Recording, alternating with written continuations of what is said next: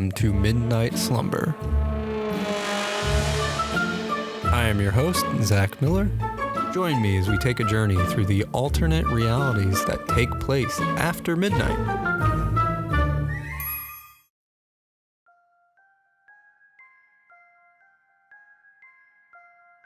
Theme parks, fun houses, and malls come together in this story to make one of the biggest themed places in the world. Enjoy the story called Funhouse Mall.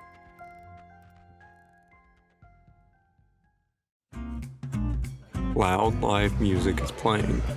Tons of people are chatting, and my brother and I are finishing our fresh steak dinners. My brother sips the last of his drink as a fellow behind him lights up a cigar.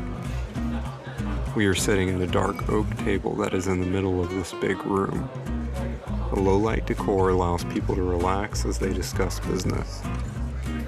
As we chat, our waitress comes by to drop off the check, but instead tells us that the meal is on the house. As she walks off taking our plates, an old friend of mine wearing a dark green suit walks in and joins us at the table. In a very serious tone, he tells us we need to follow him, that it's time to join the others for the celebration. I look at my brother confused as I thought this was a business meeting. He nods at me to come on, and I follow him, wondering what we are celebrating. Leaving the bar, we walk out into a hallway that splits into 4 different directions. Behind us, right next to the restaurant, is a bright pink hallway that leads down to a very elaborate spa and hair salon. Off to the left of that is a small gray area where people are taking their guns into a shooting range. A heavy metal door locks behind the people entering and leaving, allowing the other patrons to keep safe. Off to our right is a red pool hall where everyone is gathered waiting on us. Our group of friends greet us with joy, hugging us and passing us finely crafted pool sticks in hopes we would join them. I gladly take one. However, my sister-in-law says we need to leave now to go pick up the kids. They are all waiting for us to take them to the theme parks and to celebrate this new adventure. Reluctantly, I lay my pool stick down as we exit the massive pool hall. Outside in the hallway, there is only one way in and out of this section of the mall. This entrance/exit has cobblestone flooring and massive stones lining the wall, similar to an old castle. Standing at this passageway are 2 huge 10 feet tall medieval knights and a few maidens of royalty. The sign above them says, "Only noblemen and women allowed. Children must stay at the stables." Wow, this themed mall really goes all out. Even though I'm impressed, everyone else seems unfazed by it. The knights just stand there guarding the entrance as the maidens wave by to us.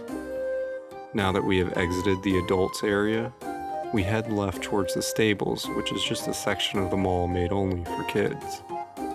The stables are very well done. The entire place is made to look like you are outside the castle walls in the farmland of old. There are animals everywhere: pigs, sheep, goats, chickens, and the one that seems to be the favorite are the horses. Some of the kids are getting to ride them, while others are feeding the ones in the stables. This section of the mall is massive. There's enough space for all the animals to run around and have their own area. They even have food and rows of corn and wheat growing in here. This place alone must be a couple of square miles in size. Thankfully, my nieces and nephews, as well as my friends' kids, are all feeding the horses, so we don't have to walk far to get them. As my buddy's son climbs up and sits around his neck, his son says, "Tally-ho to the Simpson Park." "Simpsons Park? Like the cartoon?" I ask. My buddy says, Yes, we're going there because that is where we are celebrating your journey into this family. Plus, it just gives us and the kids some vacation time. As we leave the stables, we go through various sections of the mall to get there. Each section is highly decorated. There is a dinosaur-themed area which we have to pry the kids away from as they have actual dinosaurs roaming the halls. The more dangerous ones are behind bulletproof glass. The kids are losing their minds at the sight of actual dinosaurs, which my mind is blown too. However, everyone continues as this is not where we are stopping to vacation. Just after that section, we come upon the ocean-themed spot. There are fish that are swimming above us and below us, fake whales that the kids can climb on and slide down, as well as a small petting area for them. As we come to the end of this section, there is a very large jellyfish that hangs from the ceiling. It connects to multiple stories, and we are on the second story, needing to get down to the first. So, we can either take one of the tentacles down like an elevator, or slide down another set of tentacles like a fun slide. Of course, the kids choose the slide. We follow them down and end up at a brightly colored spinning cylinder that we must walk through. Everyone has already gone through except for me. I take one step in and lose my balance. I go tumbling and tumbling end over end until it spits me out the other side. Everyone is laughing at me, but they also help me up, so I can't be too mad at them.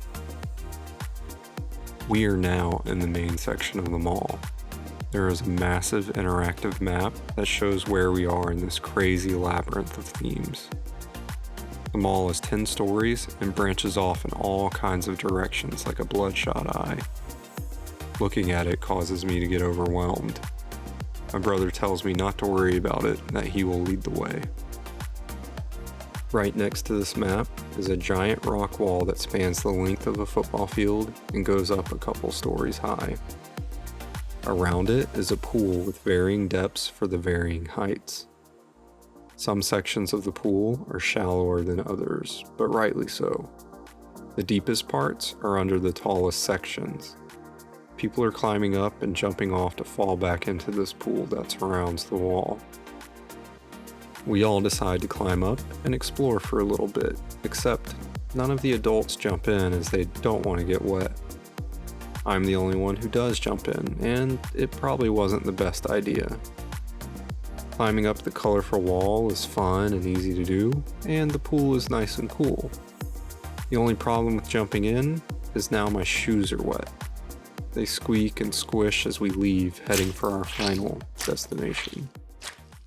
Just across the hall is a section that is bright yellow. There are all kinds of Simpson characters painted on the walls and things to interact with. One thing is a bouncy set of donuts on the floor, which the kids jump on as we continue to walk towards the main entrance of the park. Everyone walks through the entrance without hesitation. Except I hesitate, as the entrance to this park is Homer's giant head. They have all walked through his mouth, but as I approach it, I get a strange feeling. I stand there looking up at his huge face, and his eyes seem to be staring at me. As we stare at one another in some weird staring contest, he asks a question about donuts. His mouth opens wider, and he chomps down on me, making everything turn pink like a jelly donut.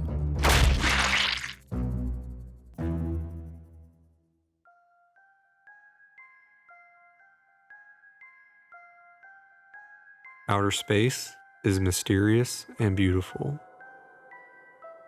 In this story called Small Universe, I explore that beauty and find much more than I expected.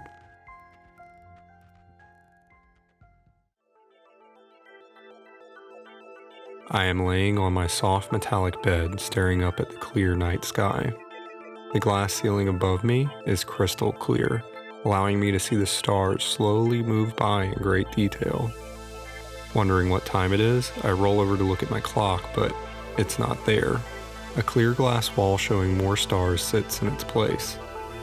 I stand to see what's going on in my room, only to discover that I'm floating through space in a glass spaceship. Around me are a few normal items like my bed, a wooden dresser with some clothes in it, and an old box TV. I open my dresser and just see some normal clothes, nothing out of the ordinary except for the fact that all my clothes look tiny. I shut the dresser and carefully walk over to a blurry glass door. It swings open, revealing a long glass hallway. Hanging up to the left of the door is my bright orange spacesuit. Being afraid that the ship might break or shatter at any moment, I quickly slip on my spacesuit, locking the helmet firmly in place.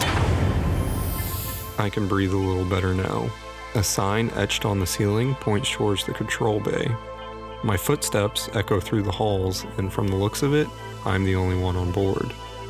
The control bay's entrance opens as I approach, and a voice comes on. Welcome, sir. We are now passing through Galaxy X2 and are on our way to planet Beta. The galaxy we are passing through is a very weird gas realm. It glows with a mix of green and pink that spiral around one another but never mix.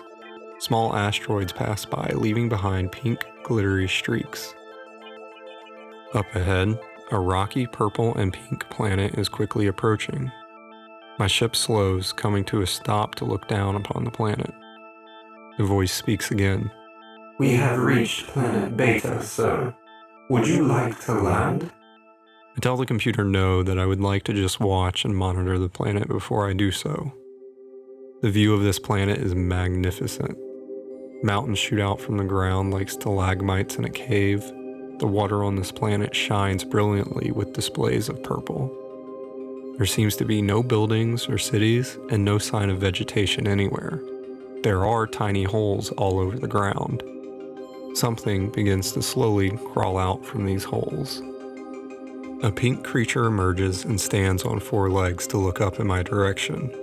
The creature has a long neck with 2 eyes next to each other, like dragonfly eyes. No mouth or face other than its eyes. More of these creatures begin to emerge from the ground, and they all look very similar. They have very stout bodies and long arms with 2 sharp fingers at the end of them. They begin to look at one another as if they are communicating, talking about something. When they stop, they turn to face me and wave with their 2-fingered hands. I wave back, knowing they are trying to be friendly. I want to stay and go down to visit, but my ship seems to be moving again. Sir, something has taken hold of our ship. I am unable to control it. I don't see anything around us, but it is clear we are now moving away from the planet. I wish we could stay as they seem to be nice, and I would have loved to have learned something from them. As the planet fades into a speck of nothingness, we are now outside their galaxy. Multiple galaxies are around us now, one of which is my home galaxy. Sir, we seem to be heading home. We quickly enter the galaxy, passing many stars and planets until we reach our own solar system. The ship comes to a slow stop at the moon. A glass arm extends inside the ship and connects an extra oxygen tank to my back.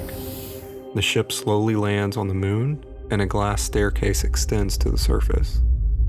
The floor beneath me opens and the stairs move me down to the surface like an escalator.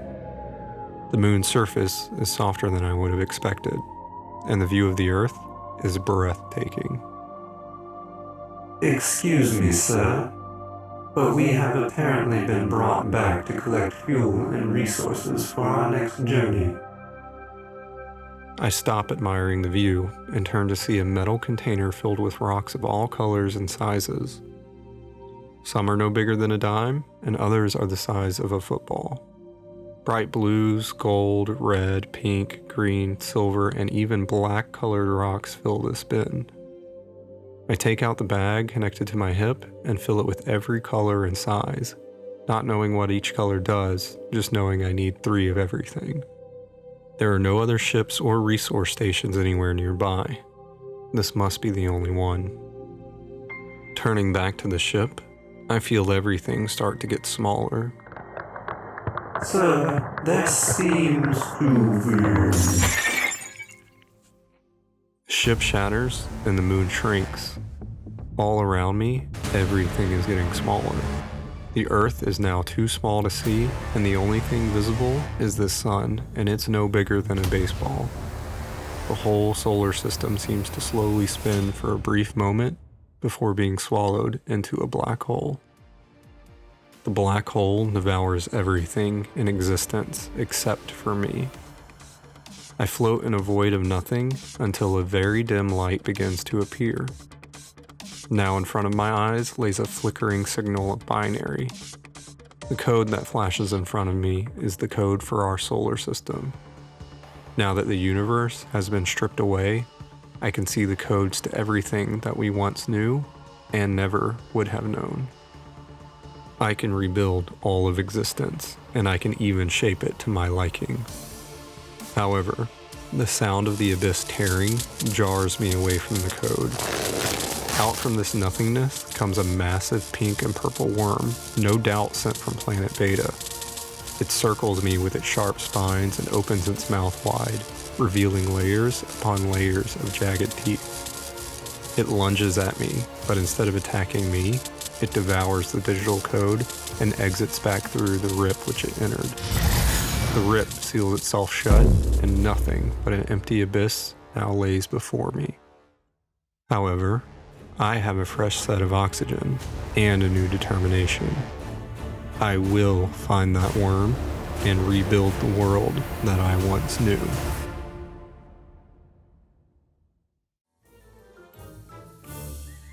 Thank you for listening to tonight's episode. Please leave a comment and check out our social media on Instagram, YouTube, Twitter, and Facebook. We would love to hear your thoughts of tonight's episode. I'm your host, Zach Miller, and thanks for listening. Have a good midnight slumber.